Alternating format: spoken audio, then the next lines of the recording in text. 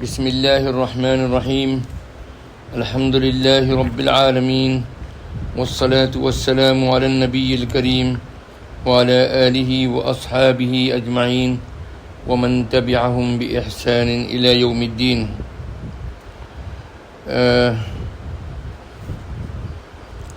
آپ حضرات کو یاد ہوگا کہ گزشتہ کل جو سیرت پاک کا درس تھا وہ علامہ سید سلیمان ندوی رحمۃ اللہ علیہ کی کتاب رحمت عالم سے شروع کیا گیا تھا، اور بات عبد المطلب کی اولاد تک پہنچی تھی، یعنی صفحہ 7 سے لے کر اور صفحہ 14 تک اس کتاب سے درس ہوا تھا، اور اس میں یہ بات آئی تھی کہ سب سے مشہور قبیلہ قریش تھا مکہ مکرمہ میں، اور قبیلہ قریش میں بہت سارے خاندان تھے، ان میں سب سے زیادہ باعزت خاندان ہاشم کا تھا، بنو ہاشم کا تھا، اور اس خاندان میں جو بہت مشہور ہوئے وہ حضور نبی کریم صلی اللہ تعالیٰ علیہ وسلم کے جد امجد عبد المطلب بہت مشہور ہوئے اس خاندان میں، بنو ہاشم کے خاندان میں، اور ان کی 10 اولادیں تھیں، اور 10 میں سے 5 کا تذکرہ بہت کم ملتا ہے، اور 5 بہت مشہور ہوئے۔ ان میں ابو لہب اور ابو طالب، حضرت عبداللہ، حضرت حمزہ رضی اللہ تعالی عنہ، اور حضرت عباس رضی اللہ تعالی عنہ۔ ابو لہب آپ کے چچا تھے اور آپ کے انتہائی دشمن تھے، اور اللہ سبحانہ و تعالیٰ نے ان کی دشمنی اور بدبختی کی بدولت ان کے لیے کفر پر ہی مرنا مقدر کر دیا تھا، اور یہی وجہ ہے کہ ان کے نام کے ساتھ میں اور ان کی بیوی بھی جو دشمن تھی ان کا بھی ذکر آیا، تبت یدا ابی لہب وتب ما اغنی عنہ مالہ وما کسب سیصلی نارا ذات لہب وامرأتہ حمالۃ الحطب فی جیدہا حبل من مسد۔ ابو طالب اگرچہ آپ کے چچا تھے، ایمان نہیں لائے، لیکن زندگی کی آخری سانس تک حضور نبی کریم علیہ الصلاۃ والسلام کی مدد اور تائید کرتے رہے، اور حضرت عبداللہ جو آپ صلی اللہ علیہ وسلم کے والد ماجد تھے، رسول پاک صلی اللہ تعالیٰ علیہ وسلم کی اس دنیا میں تشریف آوری سے قبل ہی آپ کا وصال ہو گیا تھا۔ اب جو 5 مشہور تھے چچا، ان میں حضرت حمزہ اور حضرت عباس رضی اللہ تعالی عنہما ہیں۔ یہ دونوں چچا نے ماشاء اللہ لمبی عمر پائی، اور جہاں تک حضرت حمزہ رضی اللہ تعالی عنہ کا تعلق ہے، وہ جنگ احد میں شہید ہوئے، اور وہ بڑے جان نثار چچا مسلمان تھے، جان نثار صحابی تھے، اور آپ کے چچا ہونے کا بھی شرف آپ کو حاصل تھا، اور آپ سے تقریباً 1-1.5 سال بڑے بھی تھے۔ اسی طریقے سے حضرت عباس رضی اللہ تعالی عنہ یہ بھی بہت جان نثار صحابی تھے، اور ان دونوں نے اسلام کے لیے بڑی قربانیاں دیں، اور رسول پاک صلی اللہ علیہ وسلم کی بڑی مدد کی ہر میدان کے اندر۔ اب آگے ذکر چل رہا ہے آپ کے والد ماجد حضرت عبداللہ۔ ان بیٹوں میں جو ابو عبد المطلب کے بیٹے تھے، ان بیٹوں میں اپنے باپ کے سب سے چہیتے اور پیارے، عمر میں سب سے چھوٹے بیٹے عبداللہ تھے۔ یہ 17 برس کے ہوئے تو بنی زہرہ نام قریش کے ایک دوسرے معزز خاندان کی لڑکی سے ان کی شادی ہوئی۔ وعلیکم السلام، ان بیوی کا نام آمنہ تھا. کچھ فرما رہے ہیں لوگ؟ کچھ فرما رہی ہیں آپ؟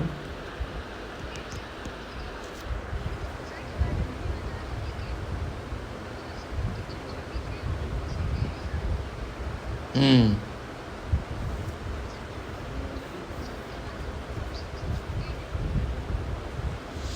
ہوں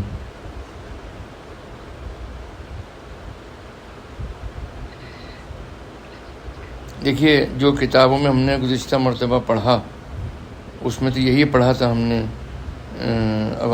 اب آپ نے جو سوال اٹھایا ہے اس پر ہم نشان لگا لیتے ہیں، اور کل انشاءاللہ اس پر گویا کہ ہم جو گزشتہ کتاب میں خاص طور پر امت اللہ تسنیم کی کتاب میں تھا، تو اس پر جو کریکشن ہے وہ درستی ہے وہ انشاءاللہ کل کر لیں گے. اچھا ہوا آپ نے نشاندہی کی. اس طرح کی کسی بھی مسئلے میں نشاندہی کر دینا چاہیے، کیونکہ صحابہ کی سیرت سے تعلق ہے ان مسائل کا، اور تاریخ سے بھی تعلق ہے. تو حضرت عبداللہ رضی اللہ تعالی، حضرت عبداللہ سب سے چھوٹے صاحبزادے تھے.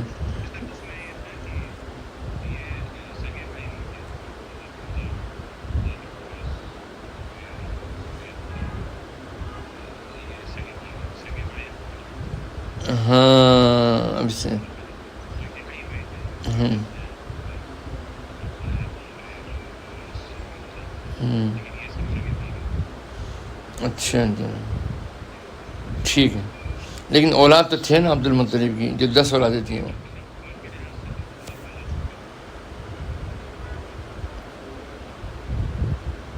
اچھا، حضرت عبداللہ سے چھوٹے تھے. تو حضور پاک علیہ الصلوۃ والسلام سے تو گزشتہ کتاب میں پڑھا ہم نے کہ وہ 1.5 برس لگ بھگ بڑے تھے. تو اس کی تحقیق مزید کل کر لیں گے انشاءاللہ. اب آگے یہ فرماتے ہیں کہ یہ 17 برس کے ہوئے تو بنی زہرہ نام قریش کے ایک دادا حیات.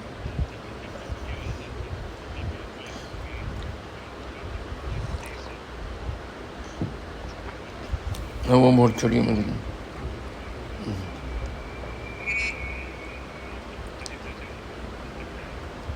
جی ہم بات حیات ہیں.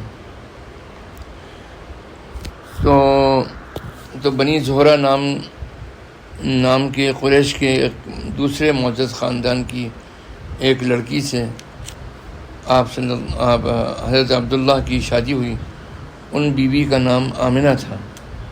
حضرت عبداللہ شادی کے بعد بہت کم جیے، چند ہی روز کے بعد وفات پا گئے بلادت باسعارت.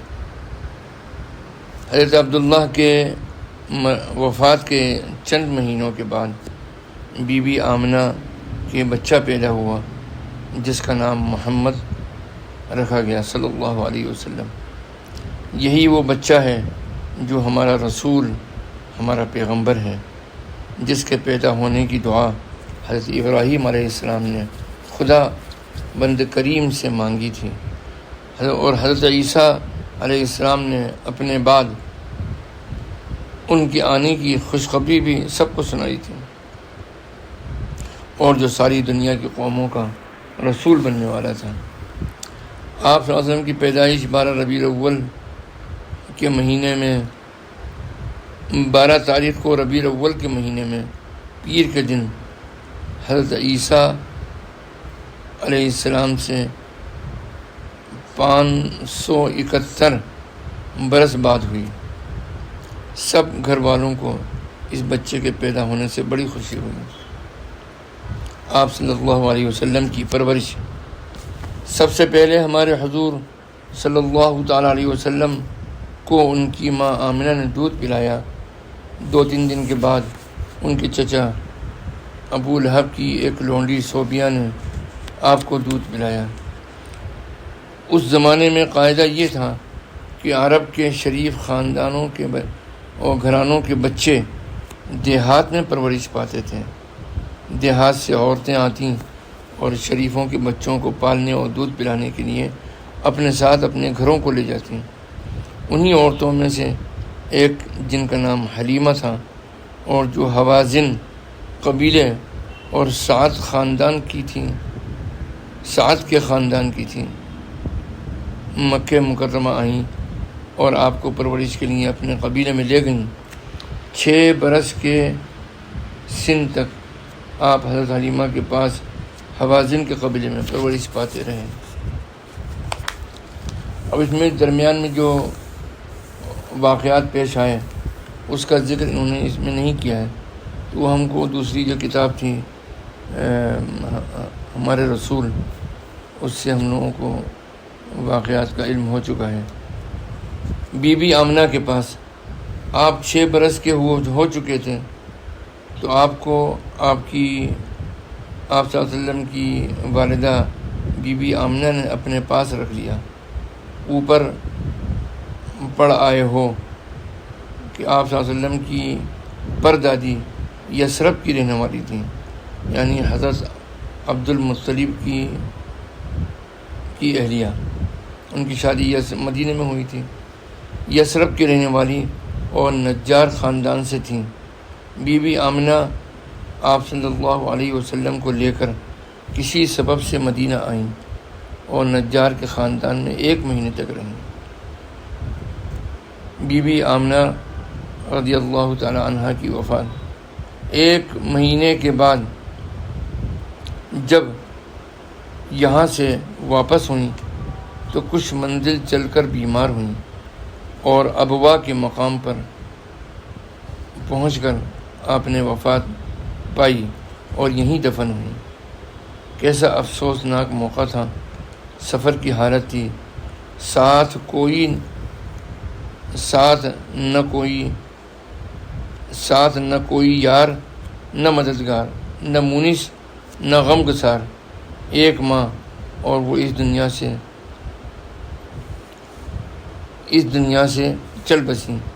بی بی آمنہ کے ساتھ میں ان کی وفادار لونڈی ایمن تھی. وہ حضرت کو اپنے ساتھ لے کر مکہ مکرمہ آئیں. عبد المطلب کی پرورش میں مکہ مکرمہ آ کر آپ صلی اللہ علیہ وسلم کو آپ کے دادا عبد المطلب کے سپرد کیا.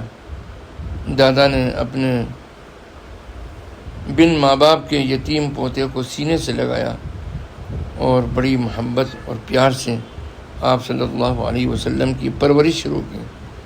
محبت کے مارے ہمیشہ وہ آپ صلی اللہ علیہ وسلم کو اپنے ساتھ رکھتے تھے اور ہر طرح سے آپ صلی اللہ علیہ وسلم کی خاطر کرتے تھے. عبد المطلب کی وفات. عبد المطلب اب بہت بوڑھے ہو چکے تھے، 82 برس کی عمر تھی. ان کو رہ کر اپنے یتیم پوتے کا خیال آتا تھا. آخر اس کو اپنے سب سے ہونہار بیٹے ابو طالب کے سپرد کر کے وفات پائی اور مکہ کے قبرستان میں جس کا نام حجون ہے دفن ہوئے. ابو طالب کی پرورش میں چچا نے اپنے بھتیجے کو بڑے لاڈ اور پیار سے پالا. اپنے بچوں سے بڑھ کر ان کے آرام کا خیال کرتے اور ان کا ناز اٹھاتے. ابو طالب سوداگر تھے. ایک بار کا واقعہ ہے کہ وہ تجارت کا سامان لے کر شام کے ملک جا رہے تھے. حضرت صلی اللہ علیہ وسلم نے بھی ساتھ چلنے کی خواہش کی. چچا اپنے اکلوتے بھتیجے کی خواہش کو رد نہ کر سکے، ساتھ چلنے کی خواہش کی رد نہ کر سکے اور ساتھ لے چلے. پھر کسی وجہ سے راستے ہی سے واپس کر دیا. آپ کو یاد ہوگا کہ ہم نے ہمارے حضور میں پڑھا تھا کہ ایک عیسائی راہب نے دیکھا ان کو کہ ان کے اندر نبی کی علامات پائی جاتی ہیں، تو انہوں نے کہا کہ یہ تو وہی ہے جس کی خوشخبری کتابوں میں دی گئی ہے، بائبل میں دی گئی ہے. تو اور پھر کچھ اندیشہ کا بھی اظہار کیا. تو آپ صلی اللہ علیہ وسلم نے ان کو واپس کر دیا. جب آپ کی عمر 12 برس کی ہوئی تو عرب بچوں کے دستور کے مطابق بکریاں چرانے لگے۔ عرب میں اس وقت لکھنے پڑھنے کا رواج نہ تھا، اس لیے آپ کو بھی لکھنے پڑھنے کی تعلیم نہیں دی گئی۔ البتہ اپنے چچا کے ساتھ مل کر کاموں کا تجربہ سیکھتے تھے۔ رفتہ رفتہ آپ صلی اللہ علیہ وسلم جوانی کی عمر کو پہنچے۔ فجار کی لڑائی میں شرکت۔ عرب کے لوگ بڑے لڑاکو تھے، بات بات میں آپس میں لڑتے جھگڑتے رہتے تھے۔ اگر کہیں کسی طرف سے کوئی آدمی مارا گیا تو جب تک کہ اس کا بدلہ نہیں لے لیتے تھے چین سے نہیں بیٹھتے تھے۔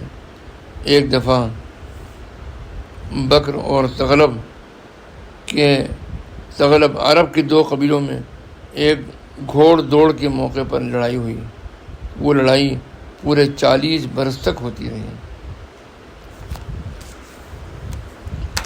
اس قسم کی ایک لڑائی کا نام فجار ہے۔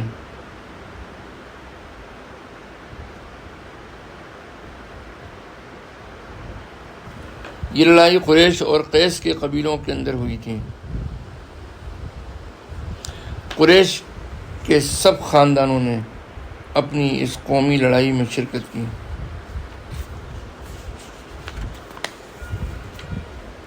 ہر خاندان کا دستہ الگ الگ تھا۔ ہاشم کے خاندان کا جھنڈا عبد المطلب کے ایک بیٹے زبیر کے ہاتھ میں تھا۔ جیسا کہ ابھی بتایا ہمارے حذیفہ میاں نے کہ وہ دوسری ماں سے تھے، تو یہ زبیر بھی تھے وہ دوسری ماں سے، یعنی رسول پاک صلی اللہ علیہ وسلم کی جو والدہ تھی ان کے علاوہ یہ دوسری سوتیلی ماں سے تھے۔ اسی صف میں ہمارے پیغمبر بھی تھے۔ آپ بڑے رحم دل تھے۔ میں یہاں سوالیہ نشان لگا رہا ہوں، کوئی اشکال ہو تو اس کو بھی ہم دور کر لیں گے آگے چل کر۔ زبیر کے متعلق لڑائی جھگڑے کو پسند نہیں فرماتے تھے، اس لیے آپ صلی اللہ علیہ وسلم نے کبھی کسی پر ہاتھ نہیں اٹھایا۔ مظلوموں کی حمایت کا معاہدہ۔ ان لڑائیوں کے سبب سے ملک میں بڑی بے چینی تھی۔ کسی کو چین سے بیٹھنا نصیب نہ ہوتا تھا، نہ کسی کو اپنی اور اپنے عزیزوں کی خیر نظر آتی تھی۔ ان لڑائیوں میں لوگ بہت مارے جاتے تھے، اس لیے خاندانوں میں بن باپ کے یتیم بچے بہت تھے، ان کا کوئی پوچھنے والا نہ تھا۔ ظالم لوگ ان کو ستاتے تھے اور زبردستی ان کا مال ہڑپ کر لے جاتے تھے۔ خاندان میں جو کمزور ہوتا اس کا کہیں ٹھکانہ نہ تھا۔ غریبوں پر ہر طرح کا ظلم ہوتا تھا۔ یہ حالت دیکھ کر آپ صلی اللہ علیہ وسلم کا دل دکھتا تھا اور سوچتے تھے کہ اس جور و ظلم کو کیسے روکیں، سب لوگ خوش امن و امان سے رہیں، کہ سب لوگ خوش اور امن و امان سے رہیں۔ عرب کے چند نیک مزاج لوگوں کو پہلے بھی یہ خیال ہوا تھا کہ اس کے لیے چند قبیلے مل کر آپس میں یہ عہد کریں کہ وہ سب مل کر مظلوموں کی مدد کریں گے۔ اس تجویز کے جو پہلے بانی تھے ان کے ناموں میں اتفاق سے فضل کا لفظ تھا، جس کے معنی ہے مہربانی کے ہیں، اس لیے ان کے آپس کے اس عہد کا نام بھی فضل والوں کا قول و قرار رکھا گیا۔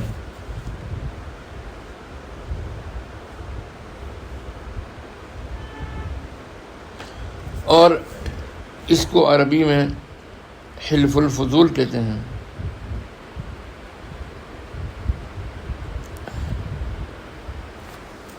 فجار کی لڑائی جب ہو چکی تھی تو آپ صلی اللہ علیہ وسلم کے چچا زبیر بن عبد المطلب نے یہ تجویز رکھی کہ اس قول و قرار کو جو پہلے کیا جا چکا تھا اور جس کو لوگوں نے بھلا دیا تھا پھر سے زندہ کیا جائے۔ اس کے لیے ہاشم، زہرہ اور تمیم کے خاندان مکہ مکرمہ کے ایک نیک مزاج امیر آدمی کے گھر میں، جس کا نام عبداللہ بن جدعان تھا، جمع ہوئے اور سب نے مل کر عہد کیا کہ ہم میں سے ہر شخص مظلوم کی حمایت کرے گا اور اب مکے میں کوئی ظالم رہنے نہ پائے گا۔ اس معاہدے میں ہمارے رسول صلی اللہ تعالیٰ علیہ وسلم بھی شریک تھے اور بات کو فرمایا کرتے تھے کہ مکہ مکرمہ میں آج بھی اس معاہدے پر عمل کرنے کو تیار ہوں۔ کعبے کی تعمیر۔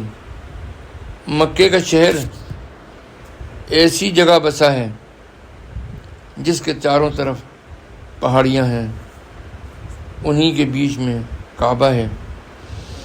جب زور کا مہ برستا یعنی بارش برستی، پہاڑیوں سے پانی بہہ کر شہر کی گلیوں میں بھر جاتا اور گھروں میں گھس جاتا۔ کعبے کی دیواریں نیچی تھیں اور اس پر چھت بھی نہ تھی، اس لیے بہت دفعہ ایسا ہوتا کہ سیلاب سے کعبے کی عمارت کو نقصان پہنچ جاتا۔ یہ دیکھ کر مکے والوں کی رائے ہوئی کہ کعبے کی عمارت پھر سے اونچی اور مضبوط کر کے بنائی جائے۔ اتفاق یہ کہ مکے کے بندرگاہ پر جس کا نام جدہ تھا، سوداگروں کا ایک جہاز آ کر ٹوٹ گیا۔ قریش کو خبر لگی تو ایک آدمی کو بھیج کر جہاز کے تختے مول لیے۔ اب قریش کے سب خاندانوں نے مل کر کعبے کو بنانے کا کام شروع کیا۔ کعبے کی پرانی دیوار میں ایک کالا سا پتھر لگا تھا اور اب بھی لگا ہے، اس کو اب بھی کالا پتھر ہی کہتے ہیں۔ اس کا عربی میں نام ہے حجر اسود۔ یہ پتھر عرب کے لوگوں میں بڑا متبرک سمجھا جاتا تھا اور اسلام میں بھی اس کو متبرک مانا جاتا ہے۔ خانہ کعبہ کے چاروں طرف پھیرا کرتے وقت ہر پھیرا اسی کے پاس سے شروع کیا جاتا ہے۔ جب قریش نے اس دفعہ دیوار کو وہاں تک اونچا کر دیا جہاں یہ پتھر لگا تھا تو ہر خاندان نے یہی چاہا کہ اس مقدس پتھر کو ہم ہی اکیلے اٹھا کر اس جگہ پر رکھیں۔ نوبت یہاں تک پہنچی کہ تلواریں کھینچ گئیں۔ جب جھگڑا کسی طرح طے نہ ہوا تو قریش کے ایک سب سے بوڑھے شخص نے یہ رائے دی کہ کل صبح سویرے جو شخص سب سے پہلے خانہ کعبہ میں آئے گا، کعبۃ اللہ میں آئے گا، وہی اپنی رائے سے اس جھگڑے کا فیصلہ کرے گا اور اس کا جو فیصلہ ہو اس کو سب لوگ دل سے مانیں گے۔ سب نے اس رائے کو پسند کیا۔ اب اللہ سبحانہ و تعالیٰ کا کرنا دیکھو کہ صبح سویرے جو سب سے پہلے کعبے میں پہنچا وہ ہمارے رسول صلی اللہ تعالیٰ علیہ وسلم تھے۔ آپ کو دیکھ کر سب خوش ہو گئے۔ آپ صلی اللہ علیہ وسلم نے یہ کیا کہ ایک چادر منگوا کر اس میں پتھر کو رکھا اور ہر قبیلے کے سردار کو کہا کہ وہ اس چادر کے ایک ایک کونے کو تھام لیں اور اوپر کو اٹھائیں۔ جب پتھر چادر سمیت اپنی جگہ پر آ گیا تو آپ صلی اللہ علیہ وسلم نے اپنے مبارک ہاتھوں سے اس کو اٹھا کر اس جگہ پر رکھ دیا اور اس طرح عرب کی ایک بڑی لڑائی ہمارے حضور صلی اللہ تعالیٰ علیہ وسلم کی تدبیر سے رک گئی۔ سوداگری کا کام۔ قریش کے شریفوں کا سب سے باعزت پیشہ سوداگری اور تجارت تھا۔ جب ہمارے رسول صلی اللہ علیہ وسلم کاروبار سنبھالنے کے لائق ہوئے تو اسی پیشے کو اختیار فرمایا۔ آپ صلی اللہ علیہ وسلم کی نیکی، سچائی اور اچھے برتاؤ کی شہرت تھی، اس لیے اس پیشے میں کامیابی کی راہ آپ صلی اللہ علیہ وسلم کے لیے بہت جلد کھل گئی۔ ہر معاملے میں سچا وعدہ فرماتے ہیں اور جو وعدہ فرماتے ہیں اس کو پورا ہی کرتے ہیں۔ آپ صلی اللہ علیہ وسلم کی تجارت کے ایک ساتھی عبداللہ بیان کرتے ہیں کہ ایک بار میں نے آپ صلی اللہ علیہ وسلم سے اس زمانے میں خرید و فروخت کا ایک معاملہ کیا۔ بات کچھ طے ہو چکی تھی، کچھ ادھوری رہ گئی تھی۔ میں نے وعدہ کیا کہ میں پھر آ کر بات پوری کر لیتا ہوں۔ یہ کہہ کر چلا گیا۔ 3 دن کے بعد مجھے اپنا وعدہ یاد آیا۔ دوڑ کر آیا تو دیکھا کہ آپ صلی اللہ علیہ وسلم اسی جگہ پر بیٹھے میرے انتظار کر رہے ہیں، اور جب آیا تو آپ صلی اللہ علیہ وسلم کی پیشانی پر میری اس حرکت سے بل تک نہیں آیا۔ اللہ اکبر، کیسا صبر تھا، کیا جمال تھا صبر کا، اللہ اکبر۔ نرمی کے ساتھ اتنا ہی فرمایا کہ تم نے مجھے بڑی زحمت دی، 3 دن سے میں یہیں بیٹھا تھا، تمہارا انتظار کر رہا ہوں۔ تجارت کے کاروبار میں آپ صلی اللہ تعالیٰ علیہ وسلم اپنا معاملہ ہمیشہ صاف رکھتے تھے۔ سائب سین سے ہے، سائب نامی ایک صحابی رضی اللہ تعالیٰ عنہ آپ صلی اللہ علیہ وسلم کے ایک ساتھی تھے جو بعد میں آپ پر ایمان لے آئے تھے، کہ میرے ماں باپ آپ پر قربان، آپ صلی اللہ علیہ وسلم میری تجارت میں شریک تھے، مگر ہمیشہ معاملہ صاف رکھا، نہ کبھی جھگڑا کرتے ہیں، نہ لیپا پوتی کرتے ہیں۔ آپ صلی اللہ علیہ وسلم کے کاروبار کے ایک اور ساتھی کا نام ابو بکر تھا، وہ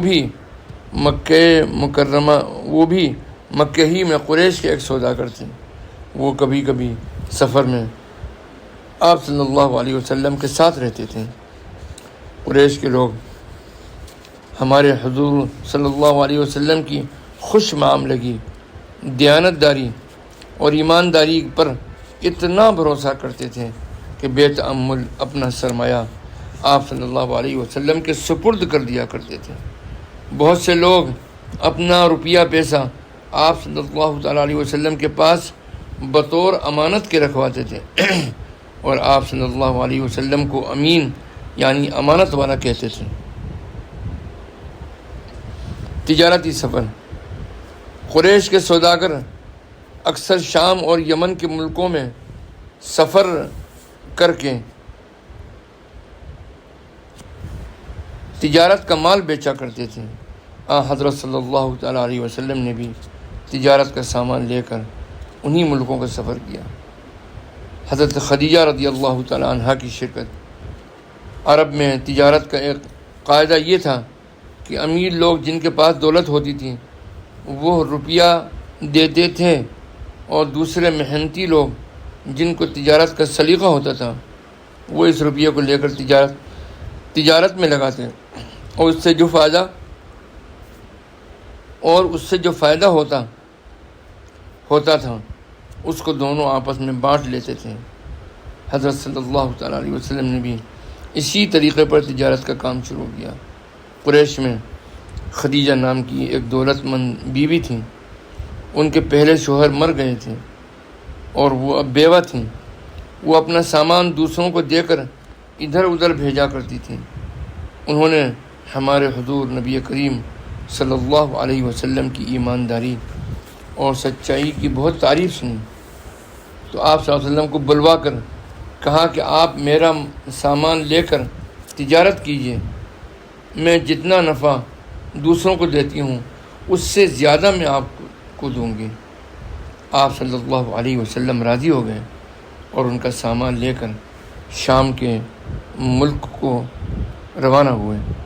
بی بی خدیجہ نے اپنے غلام میسرہ کو بھی آپ صلی اللہ علیہ وسلم کے ساتھ کر دیا۔ اس تجارت میں خاصا نفع ہوا۔ واپس آئے تو بی بی خدیجہ آپ کے کام سے بہت خوش ہوئیں۔ بی بی خدیجہ سے نکاح۔ اس سفر سے واپس آئے 3 مہینے گزرے تھے۔ بس ہم 2-3 منٹ اور بولیں گے، یہ والا چیپٹر مکمل ہو رہا ہے۔ اس کے بعد میں حضور صلی اللہ علیہ وسلم کے مبعوث ہونے کا بیان آ رہا ہے، آپ کو نبوت ملنے کا۔ بی بی خدیجہ سے نکاح۔ اس سفر سے واپس آئے 3 مہینے گزرے تھے کہ بی بی خدیجہ نے آپ صلی اللہ علیہ وسلم کے پاس نکاح کا پیغام بھیجا۔ اس وقت آپ صلی اللہ علیہ وسلم کی عمر 25 برس کی اور بی بی خدیجہ رضی اللہ تعالی عنہ کی 40 برس کی تھی۔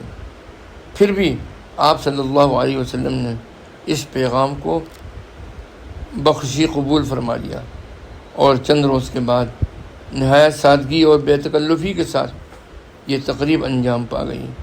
آپ کے چچا ابو طالب اور حضرت حمزہ رضی اللہ تعالیٰ عنہ اور خاندان کے دوسرے بڑے لوگ دلہن کے مکان پر گئے۔ ابو طالب نے نکاح کا خطبہ پڑھا اور 500 درہم مہر قرار پایا۔ اب دونوں میاں بیوی ہنسی خوشی رہنے لگے، یعنی حضرت خدیجہ رضی اللہ تعالیٰ عنہ اور حضور نبی کریم صلی اللہ تعالیٰ علیہ وسلم۔ تجارت کا کام اس طرح چلتا رہا اور آپ صلی اللہ علیہ وسلم عرب کے مختلف شہروں میں آتے جاتے رہے، اور آپ صلی اللہ علیہ وسلم کی نیکی، سچائی اور اچھے اخلاق کا ہر طرف چرچا تھا۔ شرک اور برائی کی باتوں سے بچنا۔ حضور نبی کریم صلی اللہ تعالیٰ علیہ وسلم دنیا میں اس لیے پیدا کیے گئے تھے کہ وہ اللہ کے بندوں کو اللہ کا پیغام سنائیں، ان کو برائی اور بدی کی باتوں سے بچائیں، اچھی اور نیک باتیں بتائیں۔ تو جس کے پیدا کرنے سے اللہ کی غرض یہ ہو، ظاہر ہے کہ اللہ سبحانہ و تعالیٰ نے اس کو کتنی اچھی باتیں دی ہوں گی اور اس کی خصلتیں کتنی اچھی بنائی ہوں گی۔ حضور نبی کریم صلی اللہ تعالیٰ علیہ وسلم بچپن ہی سے بہت نیک، اچھے اور ہر برائی سے پاک تھے۔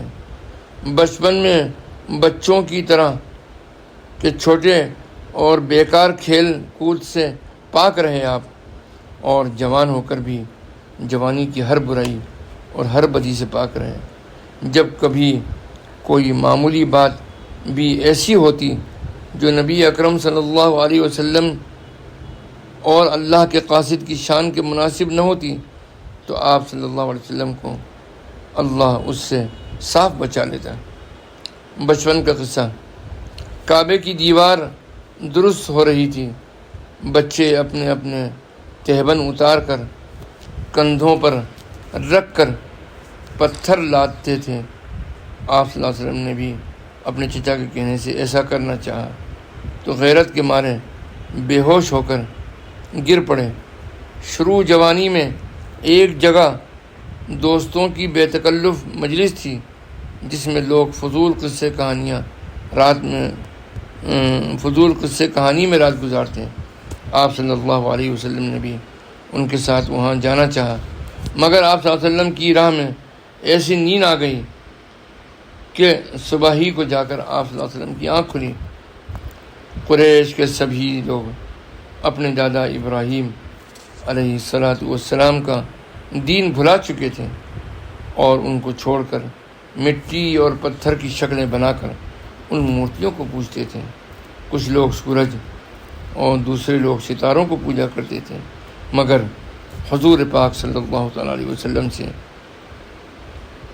ہوش سنبھالا، جب سے آپ نے ہوش سنبھالا ان باتوں سے ہمیشہ اور برابر بچتے رہے۔ اللہ سبحانہ و تعالیٰ آپ صلی اللہ علیہ وسلم کے فیوض و برکات اور روحانی اور باطنی نسبت سے ہم کو اور پوری امت کو اللہ فیضیاب فرمائے، مالا مال فرمائے، ہمارے قلوب کو روشن منور فرمائے۔ آمین ثم آمین یا رب العالمین، والصلاة والسلام علی النبی الکریم، والسلام علیکم ورحمۃ اللہ وبرکاتہ۔ آج کا جو درس ہے، وعلیکم السلام، آج کا جو درس ہے وہ صفحہ 14 سے اور صفحہ 23 تک ہوا ہے رحمت عالم کی کتاب سے۔ اب انشاءاللہ کل حضور نبی کریم علیہ السلام کی بعثت، آپ کی نبوت کے بارے میں یہاں سے بیان شروع ہوگا۔ یہ کتاب اسکول کے بچوں کے لیے لکھی گئی ہے اور انہی مصنف نے حضرت سید سلیمان ندوی رحمۃ اللہ علیہ نے جو بڑوں کے لیے کتابیں لکھی ہے، اہل علم کے لیے لکھی ہے، وہ کتاب پڑھنے میں کافی مشکل بھی ہے اور کافی ماشاءاللہ ضخیم بھی ہے، اور اس کی 4 جلدوں کو لکھا ان کے استاد حضرت علامہ شبلی رحمۃ اللہ علیہ نے، اور جب ان کا انتقال ہو گیا تو اس سلسلے کو آپ نے پورا کیا 2 جلدوں کے اندر۔ تو بڑی مایہ ناز کتاب ہے، دنیا کی مختلف زبانوں میں اس کے ترجمے ہو چکے ہیں۔ انشاءاللہ اللہ سبحانہ و تعالیٰ اس کو بھی انشاءاللہ پڑھنے کی توفیق عطا فرمائے گا۔ اور اب تک جو کتابیں پڑھیں اس میں اس کتاب کی جو ترتیب ہے بہت آسان بھی ہے، اور پورے واقعات جس ترتیب سے ہیں ذہن نشین ہوتے چلے جاتے ہیں۔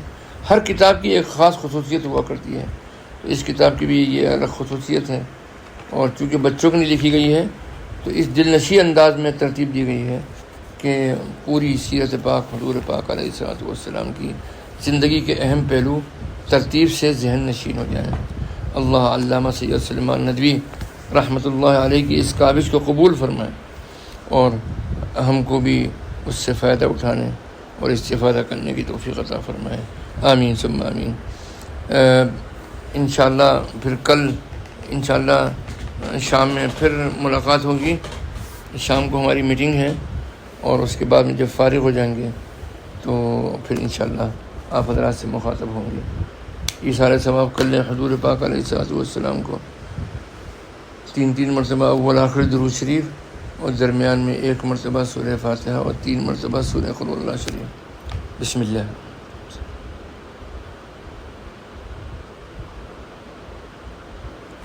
الحمدللہ۔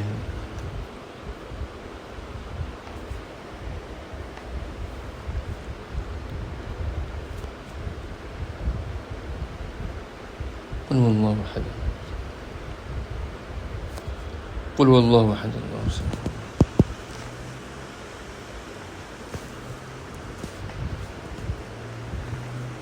صلی اللہ علیہ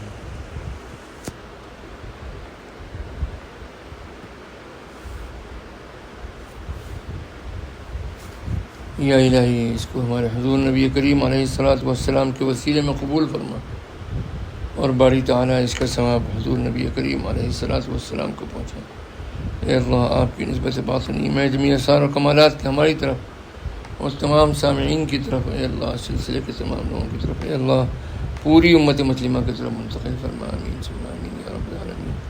وصلی اللہ تعالیٰ علی خیر خلقہ سیدنا محمد وعلی آلہ واصحابہ اجمعین برحمتک یا ارحم الراحمین۔ السلام علیکم ورحمۃ اللہ وبرکاتہ۔ اجازت۔